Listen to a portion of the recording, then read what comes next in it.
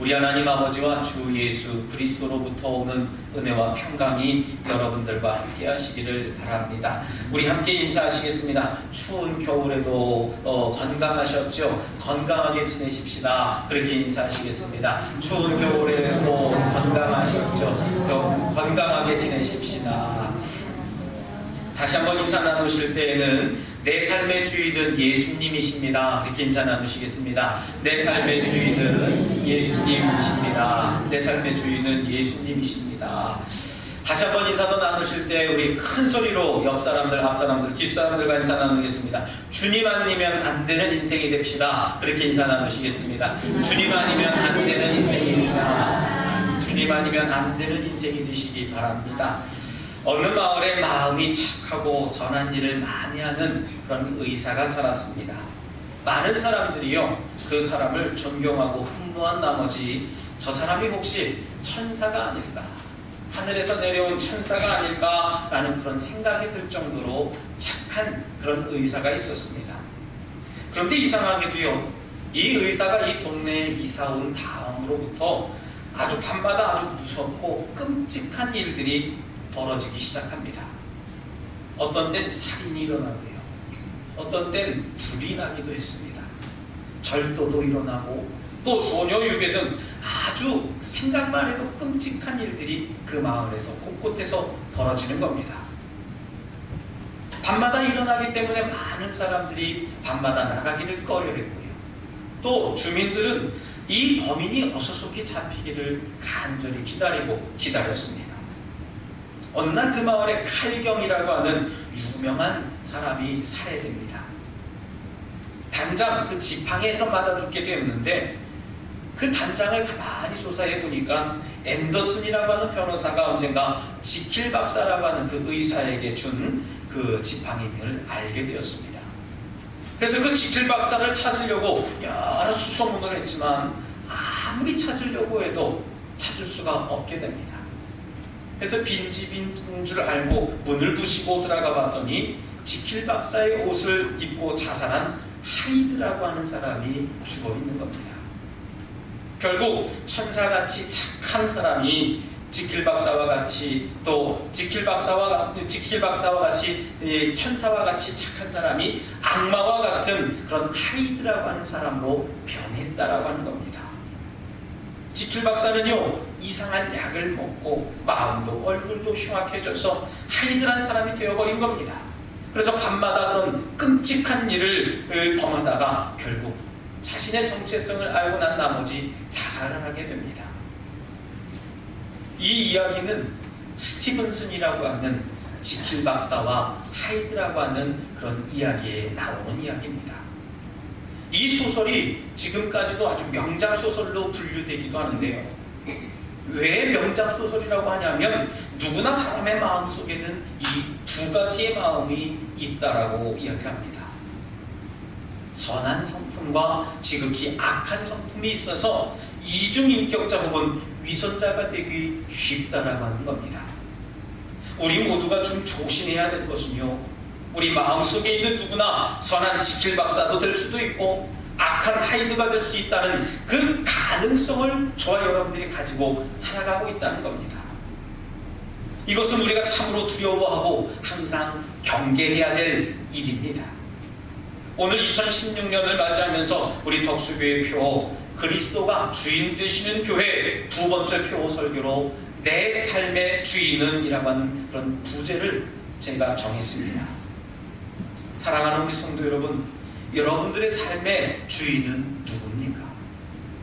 어느 여자 가수가 불렀던 가사 제목처럼 내 인생의 반은 나의 것도 아니고 또 내 인생의 반은 또 나의 것도 아니라고 했던 것, 여러분 혹시 기억하십니까? 이렇게 가사만 불러드리면 모르지요. 또 어떤 가수는 그렇게도 불렀습니다. 내 인생은 나의 것이라고 불렀습니다. 여러분들, 내 인생은 내 것인지 예수님의 것인지 여러분들 분별을 잘 못하시겠다면 저와 여러분들 오늘 분명하게 결정짓는 시간 되시길 다시 한번 주님의 이름으로 부탁드리겠습니다. 여러분들, 내 삶의 주인은 먼저 물질이 아니라는 얘기예요. 우리가 보통 저 사람은 믿을 만한 사람이다 라고 돈에 대해서 깨끗하고 믿을만하다라고 하는 그런 뜻을 담겨져 있습니다. 물질에 대해서 흐린 사람은 다른 문제에 대해서도 흐린 사람이라고 우리는 흔히들 얘기해요. 대부분의 사람들이 돈 앞에서는요, 인격도 체면도 지조도 순결도 버리고 마는 것이 물질이라고 하는 겁니다. 그래서 현대사회를 물질 만능주의라고 이야기를 한다고 이야기합니다. 오늘날 이 물질의 힘은요, 점점 더 강해지고 있습니다. 돈으로 안 되는 일이 없습니다. 돈으로 사람도 사고 돈으로 시간도 사고 돈으로 모든 것을 살 수 있다라고 하는 그런 아주 물질이 만능적인 그런 삶을 살아가고 있습니다. 우리 주님께서도 저와 여러분들에게 달란트를 맡겨주셨습니다. 하지만 우리가 이 맡은 그 달란트의 주인이 과연 누구냐 하는 거예요.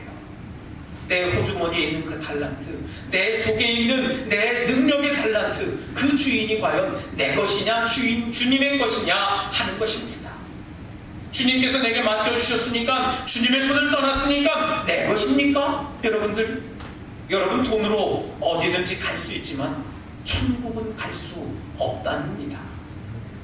돈으로 금십자가는 살 수 있지만요, 예수님은 살 수 없는 줄 여러분들 믿으시길 바랍니다.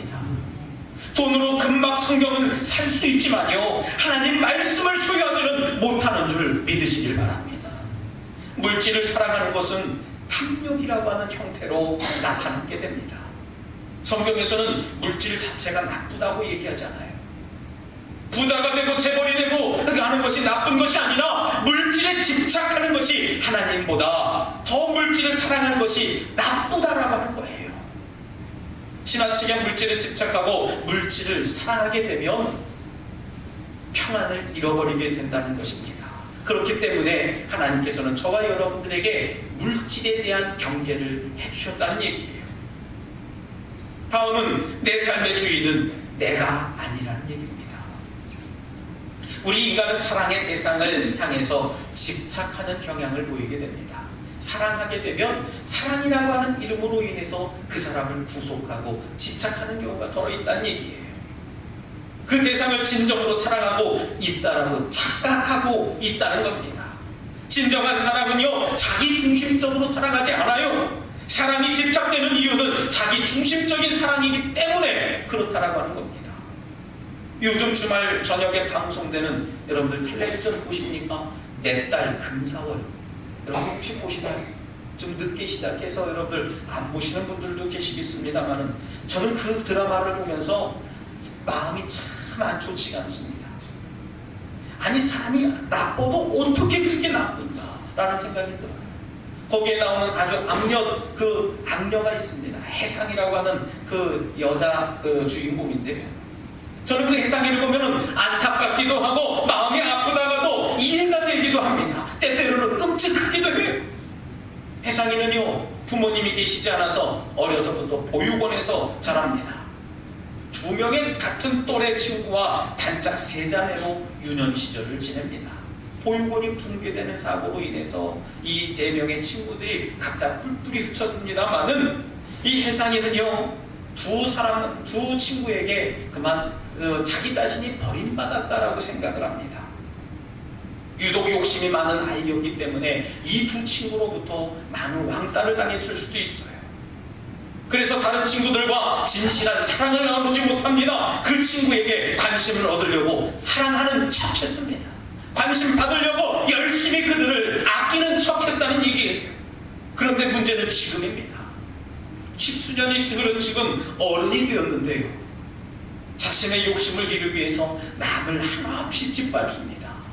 심지어는 남을 끌어내리기 위해서, 내가 잘 되기 위해서 남에게 악행을 더 일삼습니다.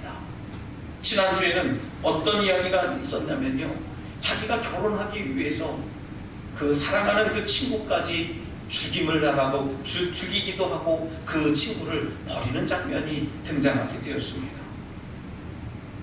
자신의 사랑을 완성하려고 연약 악한 사람이 되었다는 거예요. 본인도 알아요. 내가 이렇게 하면 안 되지 하는 그런 본인도 압니다.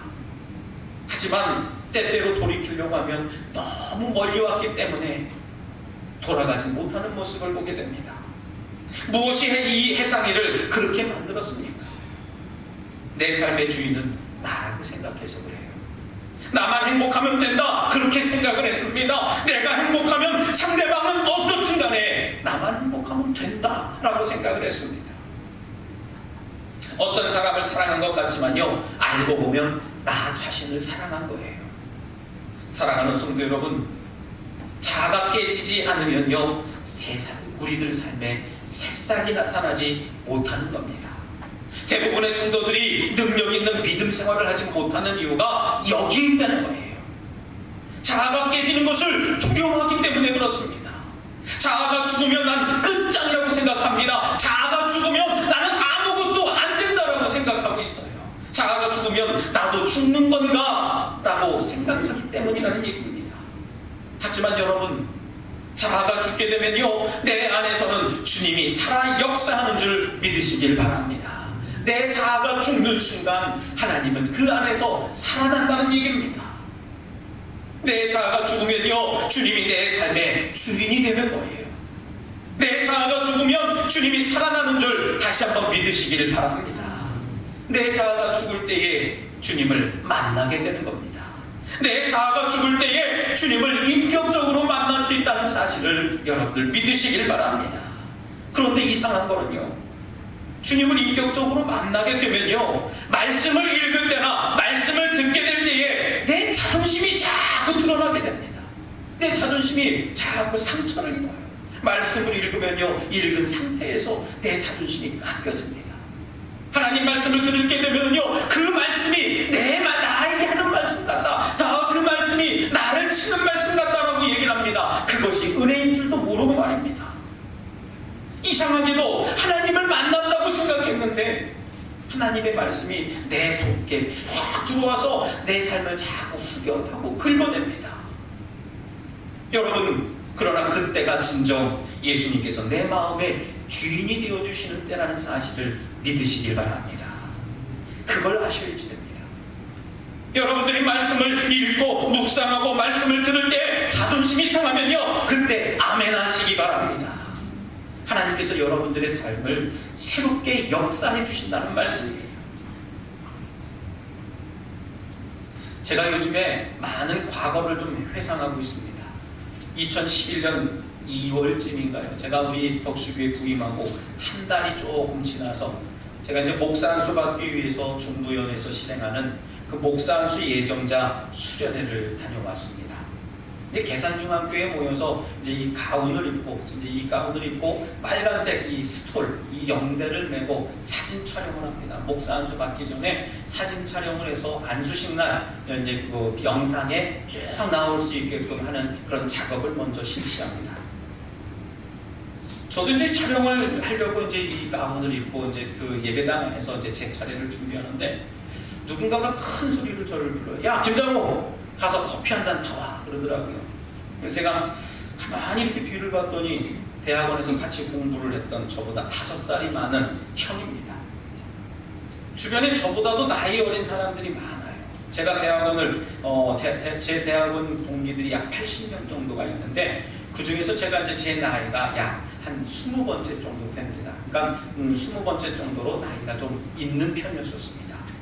뭐 중부연회 우리 대한민국 그 연회 중에서 가장 큰 연회이기도 하고 목사들이 제일 많이 배출되는 그런 연회이기도 합니다. 주변에 동생들도 많이 있었어요. 자존심도 상하고 저걸 한번 가서 받아버릴까 그냥 그러다가 순간 생각이 들었습니다. 가운을 입었는데 그래도 내가 목사가 되려고 지금 약 한 40년 가까이를 내가 기도 제목을 이뤄가면서 가운을 입으려고 열심히 노력하고 여기까지 왔는데 그렇게 할 수는 없지 하면서 가운을 가서 벗고선 야 나와 그러고서 한번 머리를 한번 닫을까 그 생각을 좀 많이 가졌어요. 순간 자존심이 너무나 상하더라고요. 그러다가 그래 아무 말 없이 커피를 타다 주면서 침을 뱉을까 하다가 그냥 갖다 주었습니다. 분을 삭히려고 뒤에서 씩씩대고 있는 거죠. 가운을 입고 제일 처음 한 일이 제가 뭡니까? 남에게 커피를 타다 준 일입니다. 가만히 생각해 보니까 자존심도 상하고 열도 받고, 내가 저런 인간에게 커피를 타다 주려고 목사가 되고 가운을 입고 영대를 냈을까라는 생각이 들었어요. 성질이 나더라고요. 근데요, 저 먼 발치에서 우리 동기 전도사들, 우리 저보다도 나이 어린 동기 전도사들이 이야기하는 소리가 들립니다. 야, 누구 형, 아무개 형은 가운이 입고 처음 한 일이 누구에게 커피 타오라고 커피 심부름 시킨 사람이지만, 야, 짱우 형은 가운 입고 처음 한 일이 누구 형 커피 타올, 커피 심부름한 사람이야. 저는요, 머릿속이 하얘지면서 제 머리를 누군가가 빵 치는 것처럼 들렸습니다. 그 순간에는 자존심도 상하고 화도 나고 열도 받았지만요, 돌이켜 생각해보면 하나님이 저를 목사로 만들기 위해서 한 가지 과정을 꺾으셨다라고 하는 겁니다. 목사는요, 커피를 대접받기 위한 목사가 아니라는 얘기입니다. 오히려 남에게 커피를 타다 줄지언정, 남의 발을 씻겨줄지언정, 남의 오물을 닦아줄지언정, 목사는 그렇게 되어야 되겠다라고 하는 생각을 갖게 됩니다. 가운을 입는 순간, 목사가 되는 순간, 나는 내가 아니라 주님의 이끄심을 받는 사람임을 다시 한번 깨닫게 됩니다. 예수 그리스도를 영접하고 주님의 자녀가 되는 순간, 나는 더 이상 인간 아무개가 아니라요, 주님의 자녀라는 사실을 여러분들 기억하시길 바랍니다. 여러분들, 지는 것이 이기는 거예요. 내가 질 때 비로소 우리는 상대방을 이긴다라고 하는 사실입니다. 하지만 어떤 때는요, 죽어도 지기 싫은 사람이 있어요. 그러나 그 주님의 사랑으로 그 사람에게 질 때에 세상 사람들은 우리들을 하나님의 자녀라 부르는 겁니다. 성도라고 부르는 겁니다. 사랑하는 우리 성도 여러분, 세상 사람들에게 거저 사랑을 베풀어 주시고 내 자아를 온전히 죽이며 살아가시길 주님의 이름으로 부탁드리겠습니다. 마지막으로, 내 삶의 주인은 내 모든 것을 내려놓을 때 가능하다라고 하는 거예요. 사람이 무언가를 가지고 있다라고 하는 것은, 그것을 굉장히 가지고 있다가 내려놓는다라고 하는 것은 굉장히 어렵고 힘든 일이라고 얘기를 합니다. 특히 내 자신이 쥐고 있는 것이요, 힘센 권력이나 아주 많은 물질이라고 하면 더욱 그럴 거예요. 아마도 여러분들 중에 내려놓는다라고 하는 뜻을 이해 못하시는 분들이 없을 겁니다. 하지만 내려놓는 것하고요, 포기한다라고 하는 것을 혼동하시는 분들이 종종 있을 겁니다. 포기는요, 내가 할 수 있는데 지치고 힘들다라고 하는 그런 이유로 멈추거나 그만두는 것을 갖다 포기라고 얘기를 합니다. 내려놓음이라고 하는 건요, 내가 할 수 있어요, 하고 싶은 일인데 내가 누군가를 위해서 안 하는 겁니다. 안 하는 것을 내려놓는다라고 하는 거예요. 포기는 말 그대로 그만두는 겁니다. 하지만 내려놓는다라고 하는 건요, 양보하는 거예요. 여러분, 양보는 희생과 사랑이 없으면 안 되는 겁니다. 그리고 포기는 늘 후회를 합니다. 내가 포기하지 말고 그때 그냥 계속 할 것 하는 그런 후회를 줍니다. 하지만 여러분들, 내려놓는다는 것은요, 내 스스로를 바라보는 자기 성찰을 하게 만드는 것인 줄 믿으시길 바랍니다. 우리가 내 욕심을 내려놓고 온전히 주님께 맡길 때에 주님은 비로소 나에게 응답하시고 내 삶을 온전히 이끌어 주신다는 사실이에요. 우리는 하나님께 기도할 때에 종종 실수하기도 합니다. 근데 우리의 계획을 세우기 전에 하나님께 묻고 들어야 되는 그런 순서에도 이미 내 계획을 다 만들어 놓고, 하나님, 내가 이렇게 만들었으니 결제해 주세요 라고 그렇게 하는 경우가 많이 있다는 얘기예요. 여러분, 하나님께서 우리에게 내려놓으시라고 하는 그런 이유는, 우리가 내려놓을 때에 진정 그것이 진정하게 내 것이 될 수 있다는 사실이에요. 사탄마귀는요, 저와 여러분들에게 지금도 여전히 이야기합니다. 가져. 야, 더 가져야 돼. 남들 거 뺏어서 더 가져야 돼. 남들이 받으면 안 돼. 소유해야 돼. 뺏기지 말아라. 얘기합니다. 심지어 내려놓은 거 다 잃어버리는 것이라고 이야기를 합니다. 내려놓으면 너 그거 끝나는 거야. 내려놓으면 안 돼. 이야기해요. 하지만 하나님께서는요, 저와 여러분들에게 내려놓으라고 이야기하십니다. 왜냐하면 더 좋은 것을 주시기 위해서, 더 값진 것을 주시기 위해서 우리들에게 내려놓으라고 하시는 거예요. 제가 늘상 여러분들에게 말씀하시는 것이 있습니다. 저는 하나님의 음성을 100% 알아낼 수 있습니다. 몸과 아니면은요, 제가 손해보는 쪽을 선택하는 것이 하나님의 뜻이라고 하는 겁니다. 하나님의 음성입니다. 내가 이득을 보는 거는요, 하나님이 원하시는 방법이 아닙니다. 반대로 내가 조금 손해보고 내가 조금 덜 갖는 것, 그것이 바로 하나님의 음성이라고 하는 겁니다. 여러분, 우리는 내려놓을 때에 비로소 하나님의 귀한 음성을 들을 수 있습니다. 네, 그 음성에 반응할 때에 우리는 우리 삶의 주인이 예수 그리스도라고 하는 것을 비로소 고백할 수 있는 겁니다. 내 삶에 잔을 비워놓고 내려놓아야 주님께서는 은혜의 충만을 주시고 성령 충만케 채워주시는 것인 줄 여러분들 믿으시길 바랍니다. 바라기는 여러분들은 세상의 것에 대한 욕심을 내려놓으시기 바랍니다. 세상에는 소망이 없어요. 세상에는 기쁨이 없는 겁니다. 사랑하는 우리 성도 여러분, 오늘 말씀의 결론을 맺습니다. 어린아이들의 특징, 가만히 우리 아이들을 보니까요, 특징이 여러 가지가 있어요. 수십 가지를 꽂을 수가 있는데 제가 몇 가지만 여러분들에게 말씀을 드리려고 합니다. 어린아이의 특징은 자기 입맛에 맞는 것만 먹습니다. 맛있는 것만 골라 먹기 때문에 늘 부모에게 시달립니다. 우리 집 아이들도 늘 밥상에서 늘 군소리를 듣습니다. 김치 먹어라, 골고루 먹어라, 잘 씹어서 삼켜라 등등 여러 가지 잔소리를 들어요. 그리고 어린아이의 특징은요, 내가 듣고 싶은 이야기만 듣는 겁니다. 나밖에 모르기 때문에 나만 편하면 되는 거예요. 나만 즐거우면 되고요, 나만 좋으면 괜찮은 겁니다. 심지어 우리 어른들도 어린아이와 같은 분들이 있습니다. 신앙생활하는데 내 삶의 주인이 여전히 나 자신이기 때문에요, 설교를 들어도 내가 좋은 설교만 듣습니다. 내가 좋아하는 이야기만 듣는 겁니다. 나에게 위로되는 설교만 듣는 거예요. 그리고 나와 상관없는 이야기는 안 듣는 거예요. 편식합니다. 바라기는 오늘 선포되는 말씀을 통해 저와 여러분들이 믿음의 삶이 회복되시길 주님의 이름으로 부탁드리겠습니다. 우리의 자아가 먼저 죽어야지 됩니다. 그래야 내 삶의 주인은 예수님이 되시는 거예요. 내 자아가 온전히 죽지 않으면 그리스도가 내 삶의 주인이 될 수가 없다는 겁니다. 내가 하려고 하는 순간 내 삶은 그 자리에 머물 수밖에 없어요.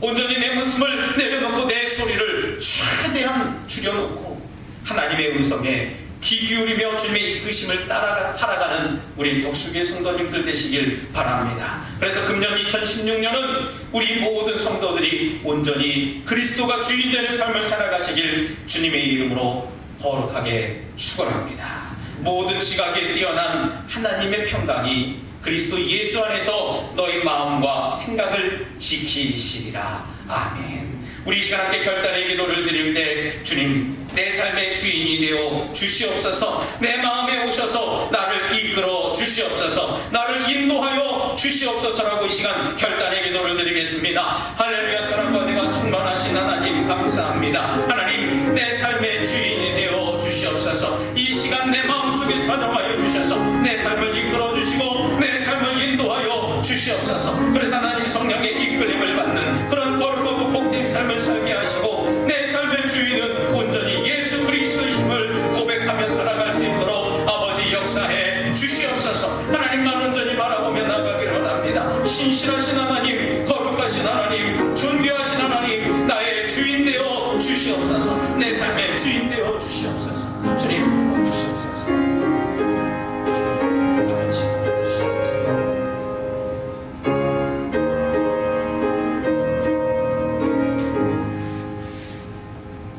사랑의 하나님 감사합니다. 2016년은 내 삶이 온전히 하나님께 맡기는 거룩하고 복된 삶이 되기를 원합니다. 내 고집대로, 내 생각대로, 내 마음대로 살지 않게 하시고 하나님께서 말씀하실 때에 온전히 아멘하여 하나님께 영광 돌리게 하여 주시옵소서. 감사드리며 예수님 이름으로 간절히 기도드리옵나이다. 아멘.